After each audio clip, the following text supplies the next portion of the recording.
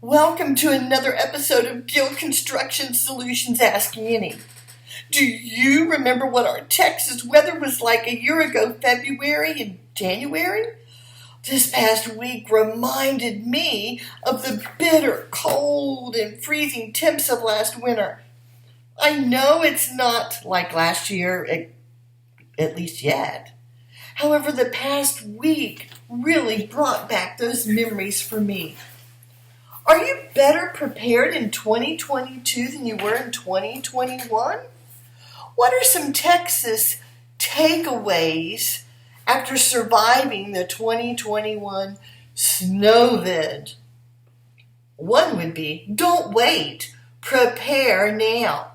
What are some things you can do to prepare? Have 1 to 2 weeks supply of non-perishable food items in your pantry. You're also going to want to have 6 to 8 days of water available for your family. They recommend 1 gallon of water per person per day, and don't forget your pets. Do you have a winter home survival kit on hand? Blankets? Some extra lighting in case your power goes out. In 2020, the fall of 2020, my husband was looking at the Farmer's Almanac and said, I think we're going to have a bad winter. We should prepare. We bought these LED lights off of Amazon that are battery powered, solar powered, and you can also plug them into an electrical outlet to get them fully charged to begin with. Great source of light.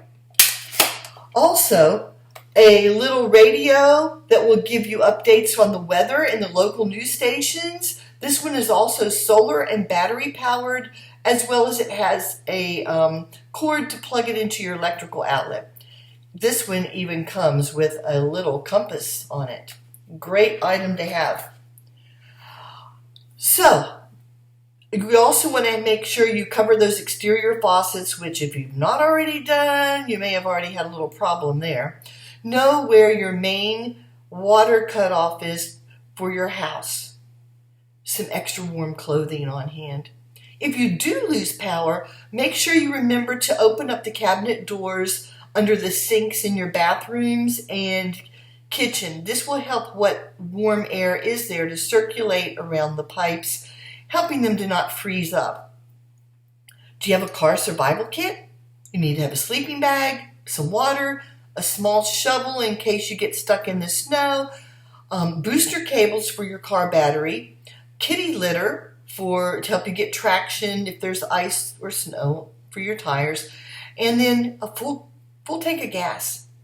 Do you have a generator? When was it last started or maintained? A gas grill? Do you have enough gas that you could cook on that if you needed to? I hope these tips will be helpful for you in preparing for the rest of winter. Thanks for joining me today. Please like and share today's episode.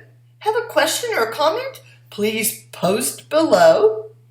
I'm Annie Good, and it's my pleasure to bring insight and value to your home and projects. See you next time.